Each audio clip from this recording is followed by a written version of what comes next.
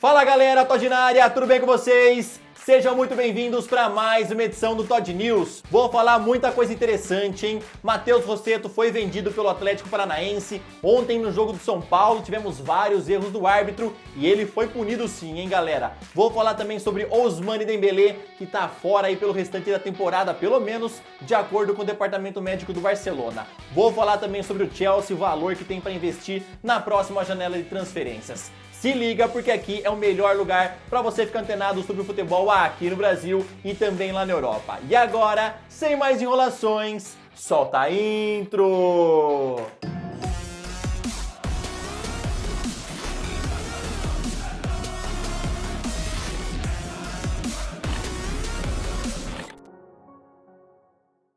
Lá no Morumbi ontem, São Paulo e Novo Horizontino empataram em 1-1. Igor abriu o placar aos 71 minutos e Brenner empatou para o São Paulo.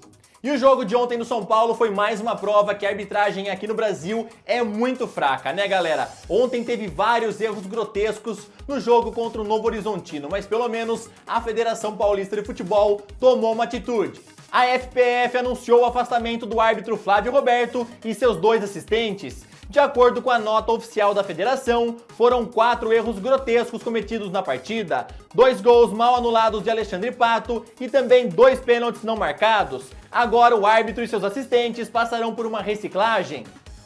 Pelo Campeonato Gaúcho, o Grêmio goleou o Sportivo por 5-0.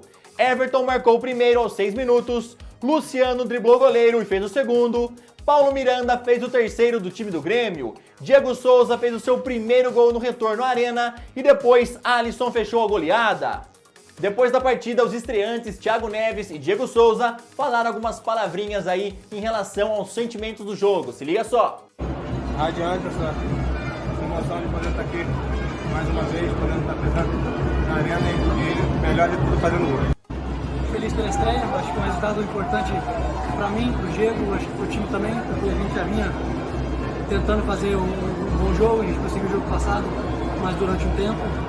Hoje foram os 90 minutos, então a gente está de parabéns pela vitória e feliz por estrear ainda mais dentro de casa, com a torcida já apoiando desde o primeiro momento que eu pisei em campo, então muito obrigado pelo apoio, espero que seja daí para melhor. Lá no Campeonato Carioca, ontem Flamengo venceu de virada o Resende por 3-1.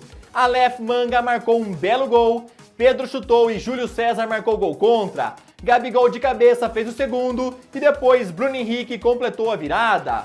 Após o jogo, o atacante Pedro demonstrou toda a sua felicidade em ter jogado o primeiro jogo pelo Flamengo lá no Maracanã. Se liga só. Estou feliz por ter ajudado a minha equipe com gol, com assistência, mas claro, o importante é o coletivo, que o time foi muito bem hoje desde o primeiro minuto.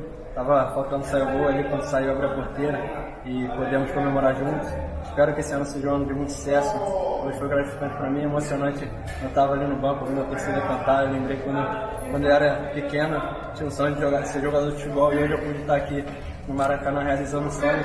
Como eu falei, espero que seja um grande ano de títulos, de conquista. O quadrangular final do pré-olímpico começou ontem. A nossa seleção empatou com a Colômbia em 1-1. Cetré abriu o placar aos 27 minutos e Matheus Cunha empatou com um belo chute de fora da área. Argentina e Uruguai fizeram um jogão de bola com direito a 5 gols. McAllister abriu o placar com gol de falta e aí eu te pergunto, foi falha do goleiro, não foi? Coloquem nos comentários. Fausto Vera ampliou aos 39. No segundo tempo, McAllister recebeu de Gaite e acertou um belo chute no ângulo, fazendo 3-0 para os hermanos. Ramírez diminuiu para o time do Uruguai e aos 93, Matias Arezzo deixou o jogo em 3-2. O estádio Mané Garrincha foi entregue à iniciativa privada e agora a Sociedade Arena BSB administrará o estádio pelos próximos 35 anos. Em 2020 já existem mais de 20 eventos marcados, desde show do Maroon 5 até luta do UFC. A previsão do faturamento é superior a 100 milhões de reais neste ano. A CBF hoje revelou em evento alguns detalhes da Supercopa do Brasil, que será jogada no dia 16 entre Flamengo e Atlético Paranaense. Já foram vendidos mais de 21 mil ingressos e no caso de empate, a disputa será por pênaltis. O time vencedor irá levar o prêmio de 5 milhões de reais e o perdedor o prêmio de 2 milhões. Jorge Jesus, inclusive, comentou no evento que o Furacão ano passado deu muito mais trabalho para o Flamengo do que Liverpool e River Plate. Esse jogo da Supercopa do Brasil com certeza será um jogão, né? Vocês lembram do ano passado o confronto aí na Copa do Brasil entre Flamengo e Atlético Paranaense? O próprio Jorge Jesus falou que o Furacão deu mais trabalho que o Liverpool e o River Plate. Então, com certeza, será um jogão de bola. Quem que você acha aí que vai ganhar e levar a taça da Supercopa? O Furacão ou o time rubro-negro? O Vasco já está eliminado da Taça Guanabara e tem o seu pior início ofensivo no século, com uma média de 0,2 gols por jogo. Abel Braga comentou que ainda tenta achar a formação ideal e falou que não se incomoda com as vaias da torcida, falando que o futebol é a sua paixão. O treinador também avisou que seu objetivo no clube este ano é conseguir o 28º título de sua carreira. O Atlético Paranaense fez uma consulta por Rodriguinho, que está deixando o Cruzeiro, mas de acordo com o Globoesporte.com, a diretoria do Furacão se assustou com o alto salário do jogador, que é acima do teto estabelecido pelo time paranaense. O Bahia continua sendo o favorito a levar Rodriguinho e só espera a rescisão de contrato do jogador com o Cruzeiro sair. O Atlético Paranaense anunciou hoje a venda de Matheus Rossetto para o Atlanta United da MLS. Os valores do negócio e o tempo do vínculo não foram divulgados. Depois de muito negociar com o Sampaoli e não chegar a um acordo, hoje a seleção venezuelana anunciou o português José Peseiro como novo técnico. Ele tem como principal objetivo classificar a seleção para a Copa do Mundo. E agora, bora daquele nosso rolezinho pela Europa, mas antes eu tenho que te pedir uma moral. Já deixa o like no vídeo, se inscreve no canal, ativa o sininho e também aproveita para me seguir lá no Instagram. Você sabia que 30% do meu público não é inscrito no canal? Cara, dá aquela força, se inscreve, fortalece a família. E agora, bora voltar para as notícias, falando do jogo de ontem entre Napoli e Sampdoria. Pelo campeonato italiano, ontem tivemos um jogão de 6 gols entre Napoli e Sampdoria. Arkadiusz Milik marcou o primeiro gol de cabeça. Elmas fez o segundo do Napoli. Quagliarella pegou de primeira e marcou um golaço. Manolo Gabbiadini de pênalti empatou. Diogo Demi colocou o Napoli na frente novamente. E após uma saída ridícula do goleiro Aldeiro, Mertens fez o quarto gol. E assim o Napoli venceu por 4-2. O jornal L'Equipe trouxe os bastidores da reunião ontem entre Leonardo, Thomas Tuchel e Mbappé. O jogador admitiu que exagerou no jogo contra o Montpellier, mas falou que não gosta de como Thomas Tuchel o trata ainda como um jovem iniciante no mundo do futebol. Já o técnico em entrevista coletiva falou que não existe mais nenhum problema relacionado com o episódio. Enquanto isso, o Zidane só tá de olho, hein? O Real tá só esperando para chegar à próxima janela, fazer uma oferta e trazer Kylian Mbappé.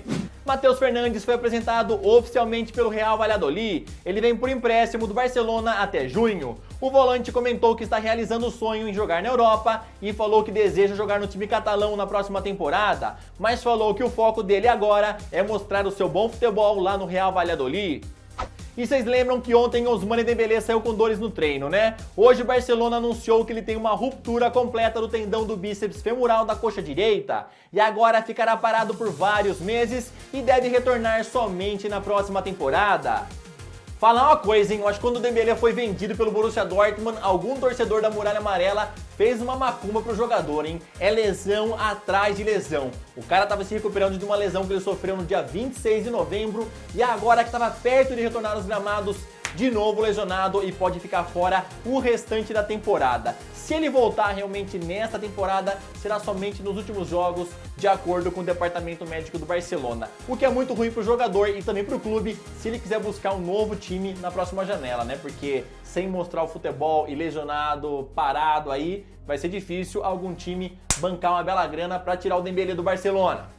O jornal Marca afirma que na quinta-feira Hazard voltará ao Real Madrid e jogará alguns minutos contra o Real Sociedad pela Copa do Rei.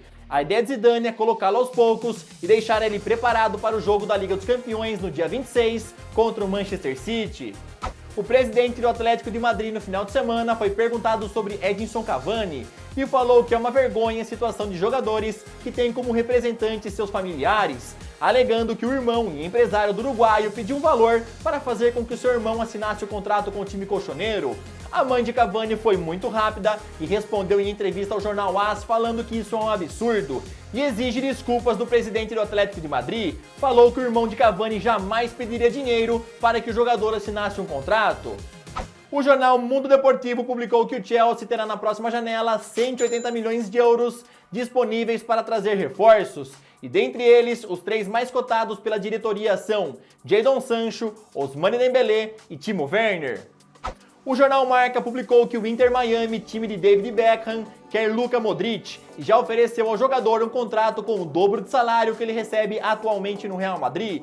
Lembrando que como Modric está nos últimos 6 meses de contrato, ele já está livre para assinar um pré-vínculo, então o Inter Miami não teria que pagar nada ao Real Madrid. Bom, galera, essa daqui foi mais uma edição do Todd News. Eu espero que vocês tenham gostado, comentem sobre tudo, beleza? O que vocês estão esperando aí da seleção brasileira nesse quadrangular final aí do pré-olímpico? Comentem também sobre aí Ousmane Dembélé se lesionando novamente, o Chelsea que podia fazer contratações nessa janela e não trouxe ninguém. Será que vai contratar algum nome de peso com 180 milhões que terá para a próxima janela? Comentem o que vocês quiserem, bora bater um papo, ter uma discussão sadia. Tamo junto, galera, valeu, falou!